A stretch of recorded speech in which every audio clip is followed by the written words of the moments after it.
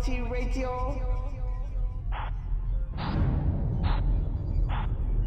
Welcome, everyone. This is 5 Round MMA. My name is Alex Myers, alongside my co-host Albert Cita on the phone in Orlando, Florida.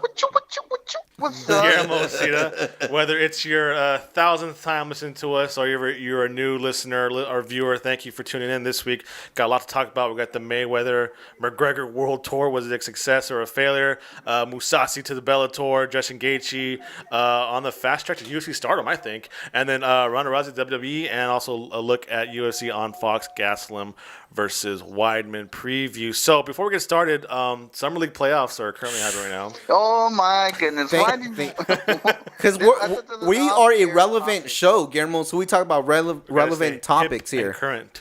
Can I just say this? I've been on an entertainment hungover, and Game of Thrones is tonight. I don't even know how I'm gonna recover. I kid you not. I'm so busy just being entertained. We got the Mayweather MAC World Tour going on that's amazing. My boy Lonzo Ball is just destroying the Summer League in an entertaining fashion. And then we got the Dodgers, Bellinger being a stud. There's just too much TV right now for me, man. Too much going on. Albert, you do know Gunnar Nelson's fighting today too, right? Yeah. See, and look at that. Gunnar Nelson gets lost in the shuffle. Look at that. We're recording during the middle of the UFC Glasgow event, so we won't have our results or recap for that till next week. I can keep you guys updated. There we go. I'm watching it as I think right now, just the main card's in the way right now, right, Guillermo? Yeah, Stevie Ray versus Fiedler. Yeah, Fiedler. Let us know any cool knockouts or anything like that. So let's get started with round number 1, guys. So got the timer going, Albert. Mayweather-McGregor World Tour press tour took place last week. Just call it the MAC Tour. Los Angeles, Toronto, London. Was it New York or Brooklyn? They're in Brooklyn. Brooklyn, but it's in New York. Yeah, state of New York. I guess to promote the August 26th fight. I thought it started off hot in Los Angeles, but kind of by day 2 it fills it out for me because they ran out of stuff to talk about. The third day was kind of. Mayweather should hire a different writing coach or a different. I mean, his shtick got real old real quick. So this is what it was, right? It was basically this is what you're paying for, right? Not twice. So three times. Because the fight's going to be with the fighters, right? But this is what we're paying for. This 4-day video tour. This is $100 worth, right? Yes. To see the smack talk. Because whatever happens now, the fights, whatever. So, do you guys think this tour convinced some people to buy the pay-per-view if they weren't going to buy it before, or did it maybe tell people or turn it off to people? You know what? I was going to buy it after how they acted. I'm not going to buy it anymore. Again, what do you think? Or is it kind of people they're set already? I'm going to buy it. I'm not going to buy it. Yeah, I think my decision was made before even the tour that I wasn't going to buy this pay-per-view. I mean, I loved the tour just because of the entertainment factor of it, but it didn't convince me any other way. It didn't make me want to watch it more or watch it less.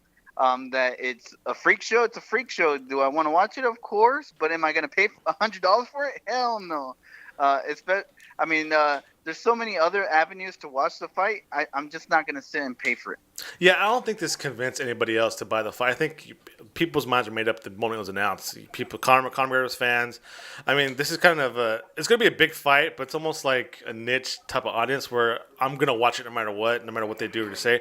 I mean, what do you think? Do you think this convinced people to buy it, or was this? I think it reassured them because I think the people that are going to watch it are going to watch it because. Like, it is a freak show. It is some kind of crazy moment in combat sports. And I think all this did was reassured because guess what? When it was announced, it was considered a circus fight. And guess what? The press conference, it was a circus thing. I will say this, though. If anything, McGregor convinced me, like he always does, that he is going to win. If you go back to the Jose Aldo press tour, and even Chad Mendes. If you guys were to go all the way back when Chad Mendes fought Conor McGregor, I actually went for Chad Mendes. I didn't go for Conor McGregor because I couldn't fathom what could Conor McGregor do to beat Chad Mendes because I thought Chad Mendes had it all, especially in the wrestling department. But then if you go back and watch Embedded or whatever, McGregor keeps saying, my length is too much for him. The kid's not going to be enough. If he puts me down, it's not enough to hold me down. Yeah. And sure enough, it happened. And he keeps talking about Mayweather's brittle hands, his height, his length, and the more. Oh shit! Oh, sorry, man. knockout. There we go. So we have a knockout. We got knocked out. Well, no. Felder knee to the face and then it rocked him all the way to the floor, but he recovered nicely. Oh, There we nice. go. On this podcast, you get up to the minute. You scared me. I was like, what? But yeah, I just want to say that I think McGregor has the perfect game plan, and I honestly do think McGregor's going to win. And with before, it was hard for me to picture McGregor winning. Like I was trying to visualize, trying to actually see how it's going to go down. And I couldn't really picture it. Now I can. Yeah, that was a good.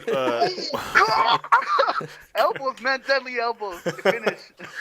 Now it's a finish. That's finished. Hey, Albert, I couldn't disagree with you more, dude. The thing is that, I was believing the hype train. I was all for it the first two press tours, LA and Toronto. Hey, maybe McGregor does have a chance. But then I saw a little slight turn, especially towards his last, which was in London / a little bit of Brooklyn. He started talking about a rematch in the octagon. So I think he's coming to the conclusion that possibly he's not going to come out of this a victor. But, hey, I went into your realm. You come over to my realm and see if you're able to even last 13 seconds. And I felt that kind of defeat from Conor McGregor. Yeah, well, end of the day, they're both making a ton of money. Let me swing a different angle here, Guillermo. Let's say Floyd Mayweather wins in decision. But we have two amazing rounds where Conor McGregor really hurts him. I mean, really hurts him. It looks like it's almost a finish. He has these explosive moments in the match. Don't you think that's enough to set up the rematch in the octagon? Would it make more sense than to drag him over? Well, didn't Rocky win by going the distance against Apollo Creed? And no, he actually lost. In Rocky II. In Rocky II, yeah. In Rocky I, he loses. But my point is, didn't he win by going the distance? Oh, yeah. Against Apollo Creed? Oh, yeah, he won. Wouldn't it be a victory for Conor McGregor, win or loss? Even a loss going the distance with Floyd Mayweather, wouldn't that be a victory all in its own? Garrett pulling the metaphor there. he won by surviving with Apollo Creed. Real quick, the jokes were funny. I mean, Conor McGregor, going over Floyd Mayweather, your hands hurt in the cold because they're so brittle. That was kind of funny. But anything to the racism jokes or is it racism or even? The dude's from Ireland, bro. So basically, it's a different culture. I mean, it went both ways. Conor was accused of racism, and also Mayweather was used the F, which I thought was more offensive. Yeah. So I mean, but then it's.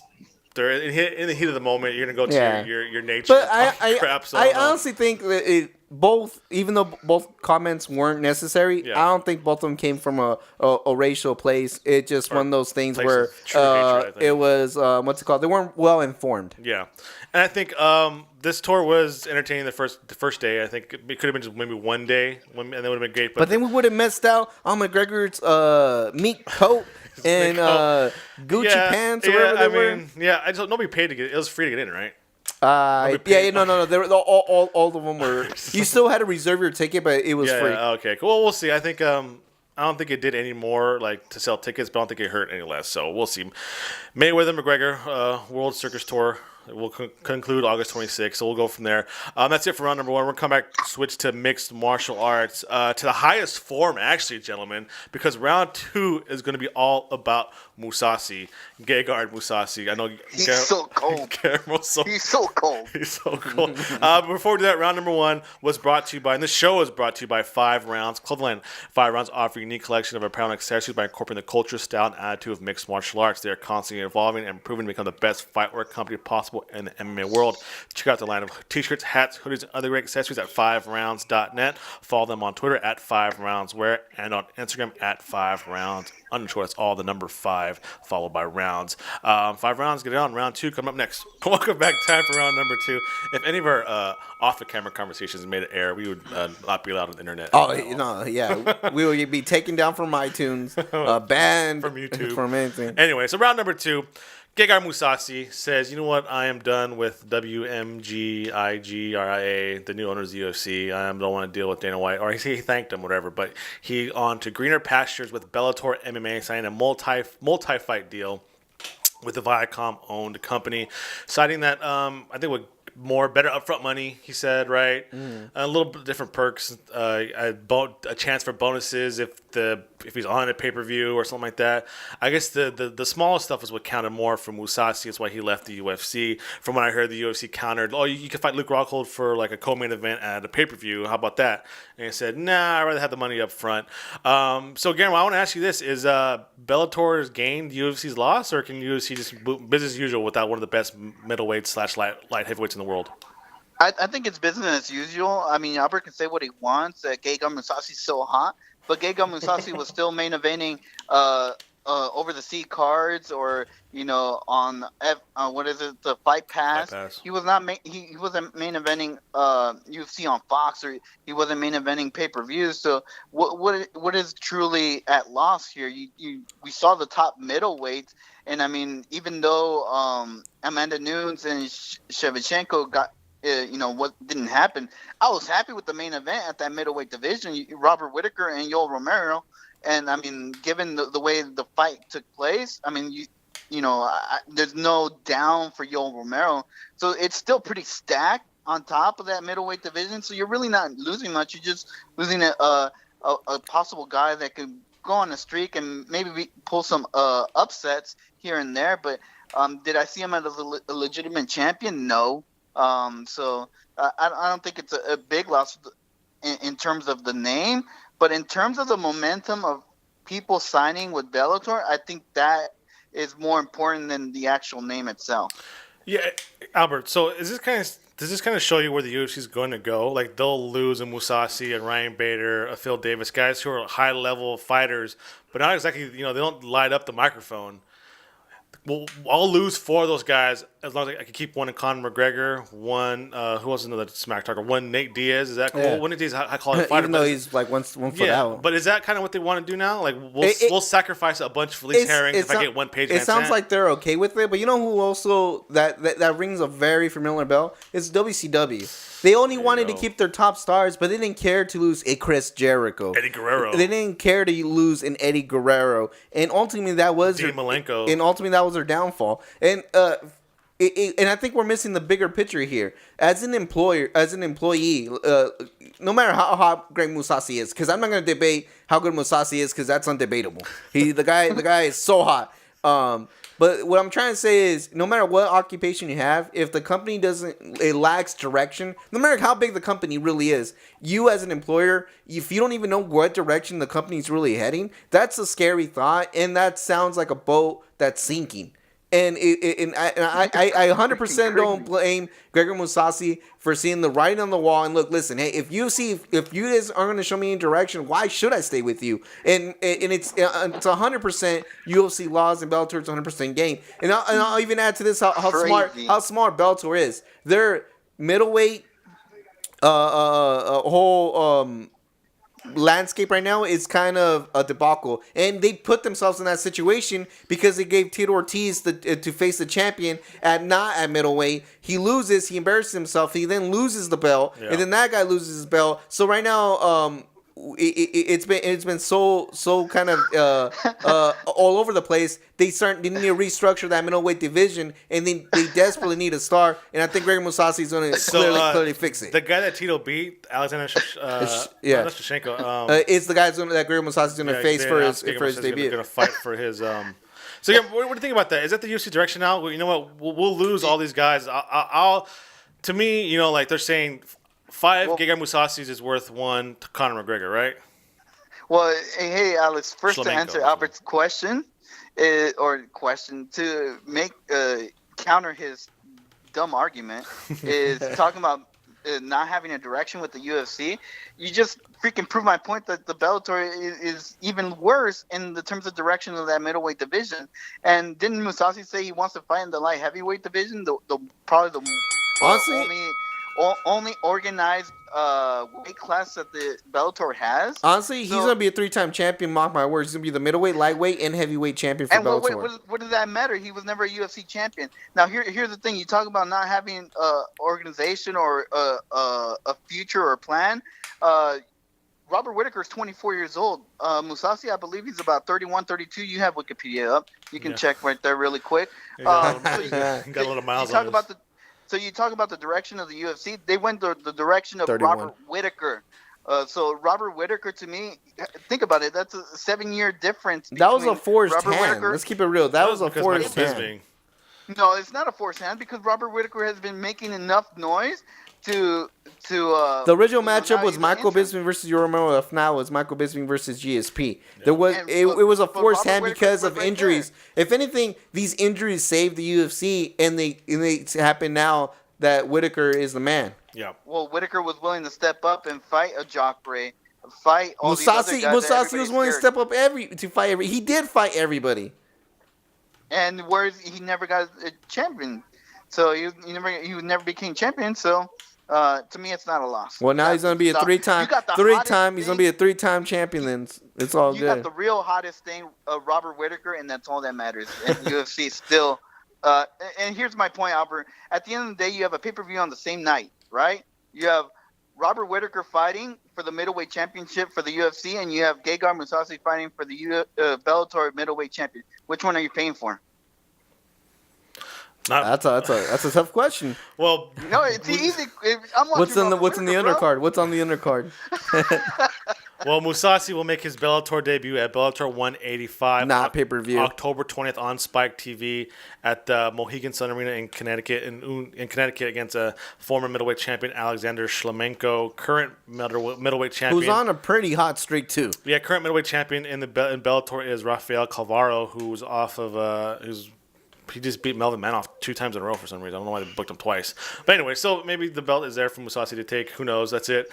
We'll find out. But I mean, hey, he said what's best for his family. You can't blame a man for doing that. And I think his manager said, "Oh, I want to thank the UFC and like they trust me. They didn't let us go. They actually fought to the very end." But Mousasi made up his mind. It's a little bit better deal. So, I mean, there could be a return after 5 or 6 fights from Bellator. Yeah, once he becomes a 3-time champion, his stock's gonna be too much. Come back up. And then he's gonna go at 34, Guillermo. He's gonna go to UFC, beat your young boy Robert Whittaker, and then pretty Retire. much retire.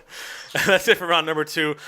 Before we do that, let's talk about Mobilitas mobility tools, the best mobility tools on the planet. Durable, portable, faster release products designed with more grip to help you improve performance faster.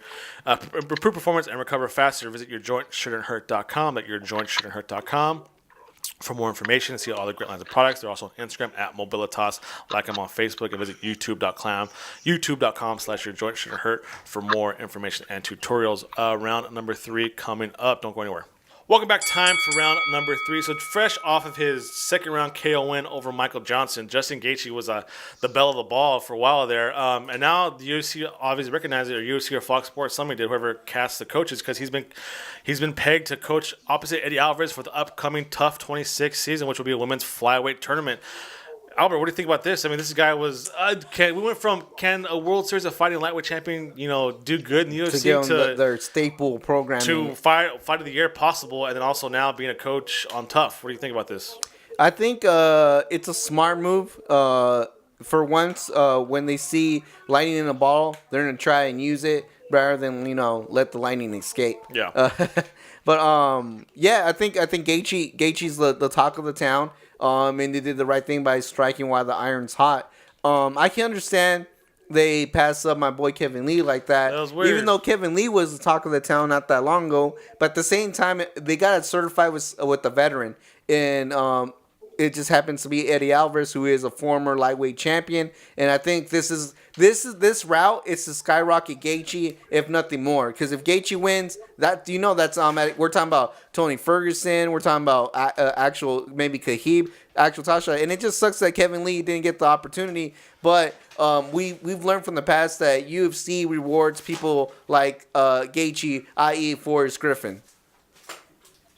How does that make any sense? That's the dumbest reference I've ever heard. Forrest Griffin. So you're gonna say Gaethje's not like Forrest Griffin? Come on, I'm talking about fighting style. That's what Dana White loves. I know, for me, what I thought was a little different was Gaethje. I understand because he's coming off, he's pretty impressive performance, but Eddie Alvarez it was like a left field.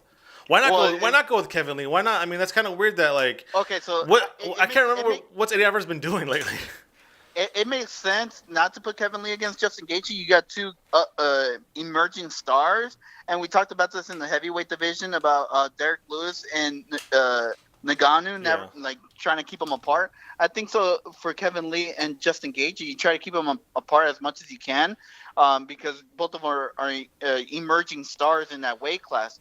But the fact that Eddie Alvarez is coaching against him, and you talk about raising Justin Gaethje, that's bullcrap. The Eddie Alvarez is that stepping stone, because Eddie Alvarez to me is not a stepping stone whatsoever. He got embarrassed by Conor McGregor. He got embarrassed by Dustin Poirier, and the guy should have freaking got disqualified from that match against Dustin Poirier. And instead of running it back, they give him Justin Gaethje. To me, it's also a blessing in disguise for Eddie Alvarez. What if Eddie Alvarez wins against Justin Gaethje? Yeah, I mean, to me, it's pathetic. Where's the fairness for Dustin Poirier? That's kind of weird. Yeah, you're right. Because the loss to Conor McGregor, which was really bad, and then he didn't look too great against Dustin Poirier, which is no contest. People thought they were running back, and then they kind of just, here you get Justin Gaethje. Does it say something about Eddie Alvarez? Like, do you think he's a company guy? Would he come off well on camera, or why Eddie Alvarez of all the lightweights that's possible? I told you he's a veteran guy. He's known in the sport. He's known in the industry. Yeah. And Gaethje is still fairly new, and you just got it. To me, it makes perfect sense. Let's keep it real. Sure. Did Dustin Poirier deserve to run that back? Yeah, but let's keep it real. Dustin Poirier is not in the title talks at all. Well, But there's still Khabib, Ferguson. There's other people that can easily jump ahead of Dustin Poirier. But what I'm trying to say is, the only thing that made sense was to put someone that was already established to see where Gaethje really is at. No, but Albert, if he beats Eddie Alvarez, technically he's potentially a top 5 fighter. But Albert, there's plenty of guys that you can pick. Not a top 5. Yes, you can, because if you think about it, Tony Ferguson is without an opponent. If Conor McGregor coming back wants to fight, what's the build up on that? Though? But see, you put Ferguson, there's no build. There's no build up in there. If Conor wants to fight Khabib in Russia, it's gonna happen, right? So where does that leave Tony Ferguson? So Tony Ferguson's available. You got Nate Diaz available. I'm sure if you persuade him, especially you have to give him $3 million. You gotta give him $3 million for Nate Diaz to fight. Give him $3 million. I don't care. He ain't worth $3 million. I want to see. If the UFC pays Nate Diaz $3 million to fight any of those fools, they're ridiculous. My point, Albert, is that there's plenty of guys there. You can even throw Anthony Showtime Pettis, previous champion at 155. That you have legitimate guys that probably, to me, deserve it better than an Eddie Alvarez. To me, Eddie Alvarez is one of the fighters lowest on my list, because the way he fought against Dustin Poirier, and he should have been disqualified. And you guys are missing the point, though. The point is they're banking on that Gaethje beats him, and you want to give him a beatable person. How do you know you're that? You're naming people that might potentially be able to beat Gaethje. I don't know that. I'm just saying. But the way you play, right? Okay, Eddie Alvarez is on a slump. Hey, let's just feed him our new young lion and see what happens. Hey, Guillermo, you know what? Look at the lightweight rankings. You know who they should have got? Your boy Al Iaquinta. You want to see 10 weeks of Al Iaquinta, Raging Al on TV? That guy's boring. Cursing on Fox Sports 1.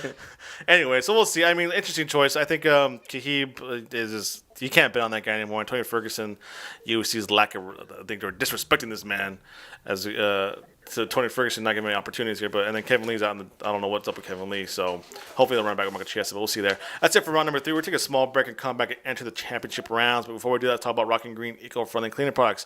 Rockin Green is an award-winning manufacturer of eco-friendly cleaning products designed to make cleaning easier and greener. Visit rockingreen.com for more information and to shop to all the great lines of products. Also on Facebook, Instagram, and Twitter. Championship rounds coming up next. Don't go anywhere. Welcome back. Let's enter the championship rounds. Round number 4.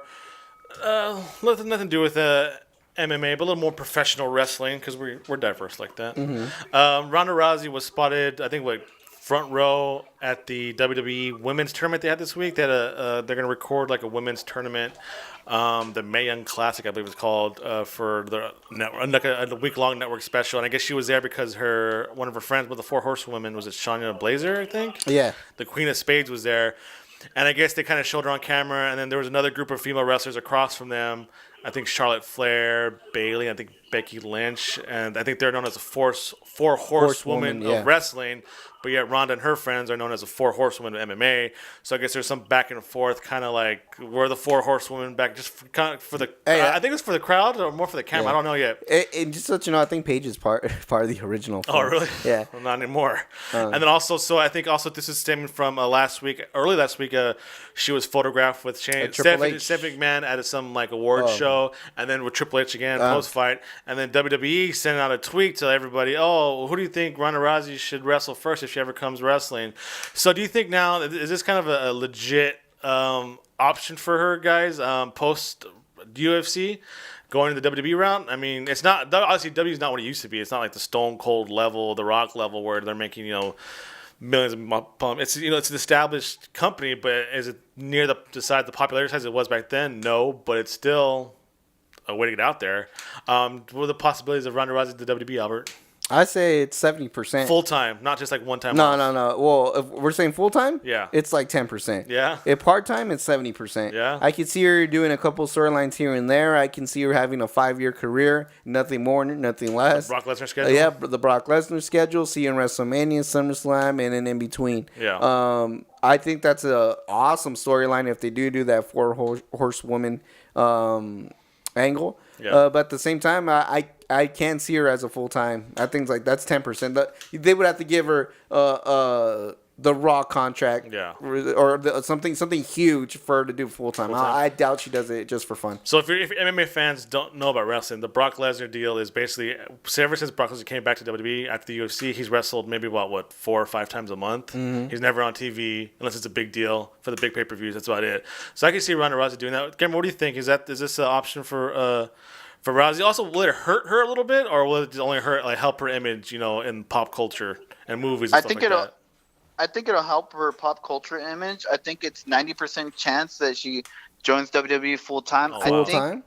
Well, yeah. The problem is that her stock isn't as high as it used to be. I mean, like Ronda Rousey's not on the headlines like before. I mean, if she makes the headlines, it's because of is she going to come back to MMA or because of Travis Brownie? Yeah, that's true. Other than that, and I know she has a passion for wrestling.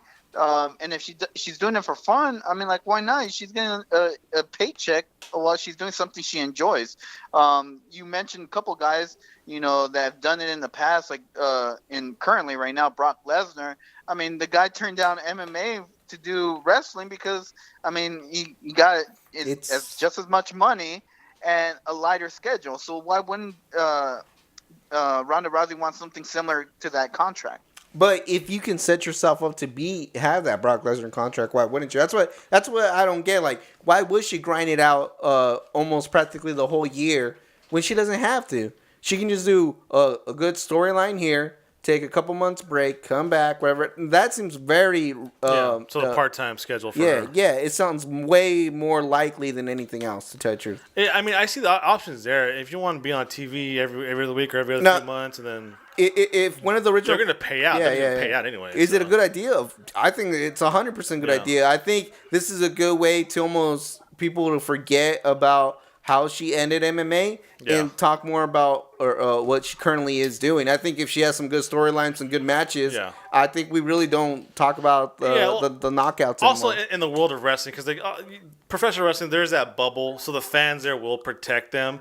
I mean, you never ever see memes of Brock Lesnar's failed drug test against Mark Hunt. You never ever see memes of Brock Lesnar getting knocked out by Cain Velasquez in professional wrestling. All you see is Brock Lesnar the Beast. I mean, there's a couple of jokes about him being turning purple when he wrestles, but those wrestling fans believe that Brock Lesnar is a legit, which he is. But I'm you look back, I could Google versus Cain Velasquez. He got in the last 2 rounds against a guy. Yeah. So I mean, if she does come in that wrestling world, the fans will protect her. She will be a rowdy Ronda Rousey, and she will be invincible, obviously, because the WWE will protect her. So I think it is kind of a way to get that stigma of the knockout, and maybe for her ego as well too. You have tens upon thousands of fans cheering her name and stuff like that. She'll be on posters again. So it might be a viable option. I think that for the WB, it might be a little too late because, like you said, Guillermo, the iron's not as hot as it was with her. Yep. But she's still a recognizable name. I mean, when's the last time professional wrestling's ever on the cusp of pop culture anyways? WrestleMania 1. They're always catching up a little bit. But WrestleMania was the last part of the last time. They're always catching up a little bit. So we'll see. I think she probably will be there eventually, especially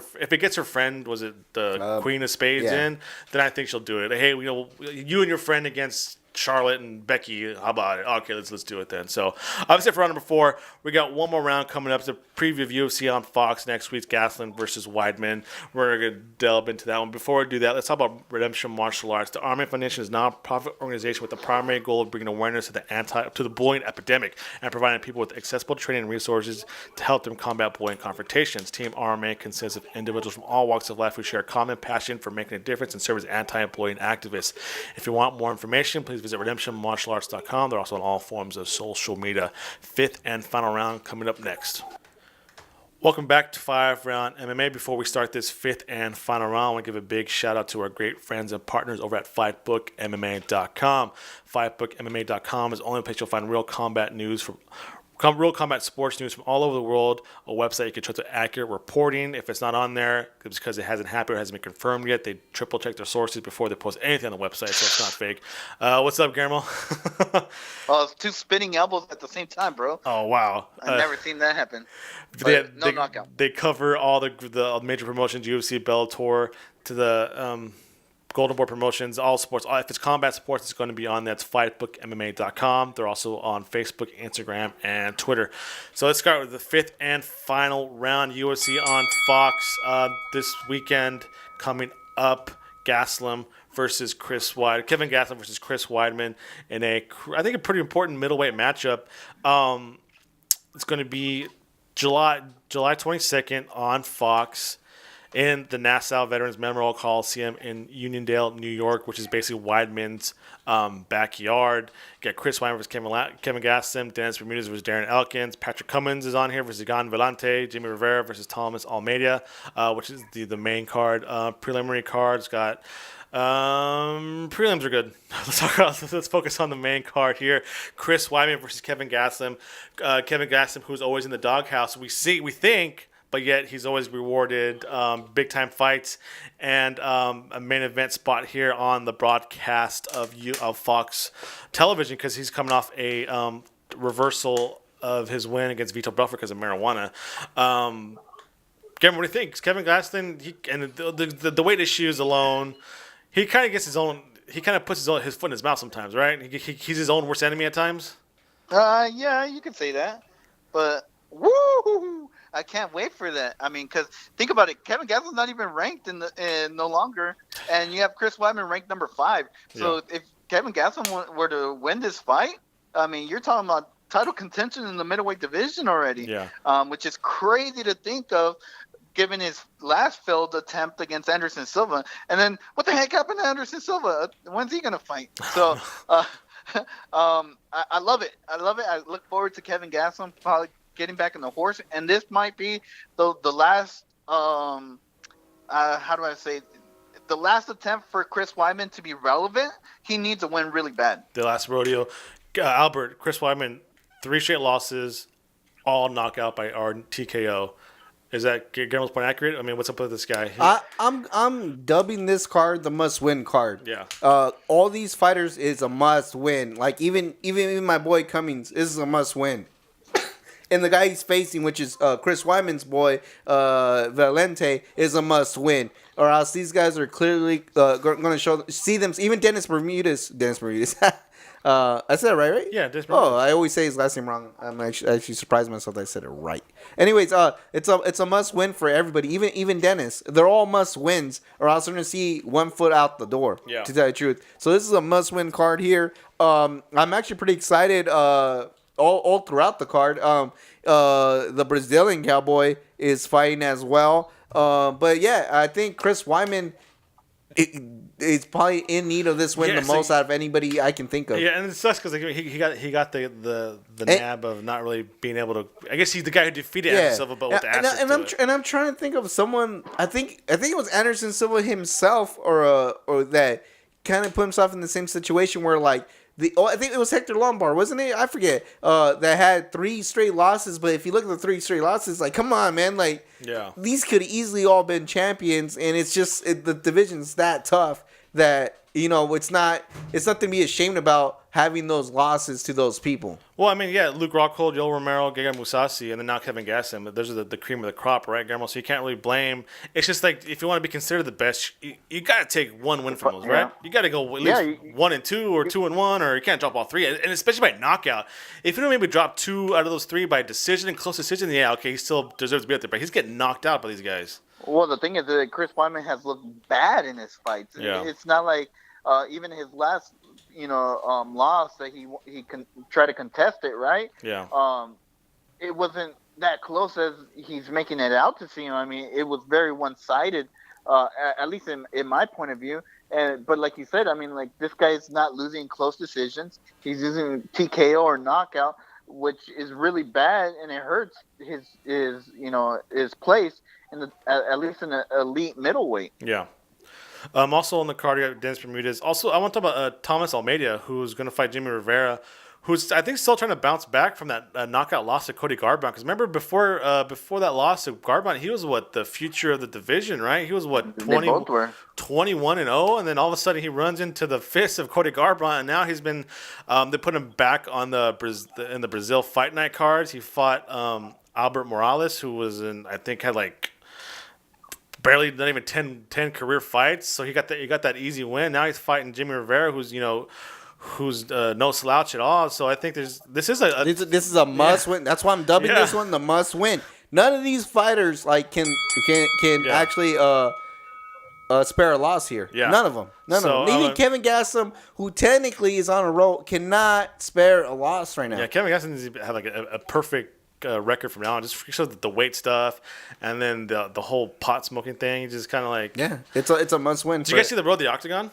Did you see it? No, for this one? Not yet. For this one, I saw that it was airing yesterday, but I forgot. I could kind of see why Gaston always misses weight, because his mom was cooking a feast up in there, man. It's still it's tough. It's tough to be fit in Mexican. I'll tell you that much. Impossible. Tacos will always be my kryptonite. Ask any of my uncles.